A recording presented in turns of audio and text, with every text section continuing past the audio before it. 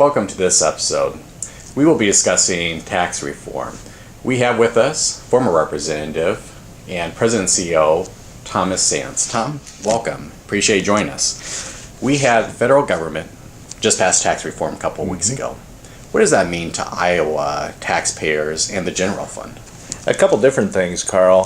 First of all, the Department of Revenue has been busy working on their models, trying to estimate just what that impact would be to Iowa taxpayers. Both they need to know that, and then with federal deductibility, it's important for our Iowa General Fund as well.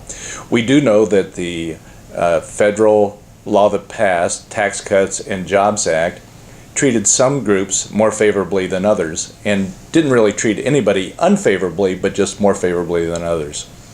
We know families that have children because of the refundability of the child tax credit, and small businesses that will see a 20% deduction on their business income, as well as corporate rates being substantially reduced, that those three entities probably will see the best or the most benefit from federal tax cut.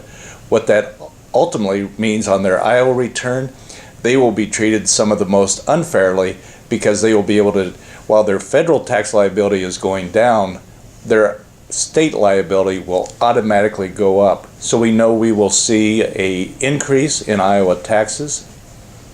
In fact, the federal tax liability for Iowans will be is estimated to be $1.5 billion in reduction. And for fiscal year 18, that could mean as much as, I believe, $18 million more money. And of course, that will grow to well over or close to $200 million by fiscal year 19 when it's fully implemented. Well, so why do we need tax reform at the state level?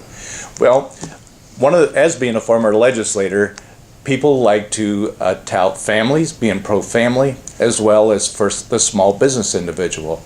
Well, because of federal deductibility, those two groups especially will see their taxes go up, and legislators will not want to see a tax increase to their state tax liability to families with children, as well as small business owners. So I think that automatically we will see something done on the individual side this year. And for our members, do you see tax reform being on the horizon and being serious for the upcoming Iowa legislature with deficit and tax revenue coming in potentially? I think that is the balancing act that they will have to do, because ultimately we need to balance our budget, and Iowans expect a certain amount of services from their state government. Now, different people might have different opinions on what that level of expectation is, but they will have to, because of the tight fiscal picture we are in, or a slow growth period, they will have to balance an act, probably phase in some type of tax reform while balancing their appropriation side budget as well. Great. Well, Tom, thank you for allowing us to glimpse into what potentially we'll see here in the upcoming legislature. Appreciate your time. You're welcome, Carl. Thank you. Have a good day.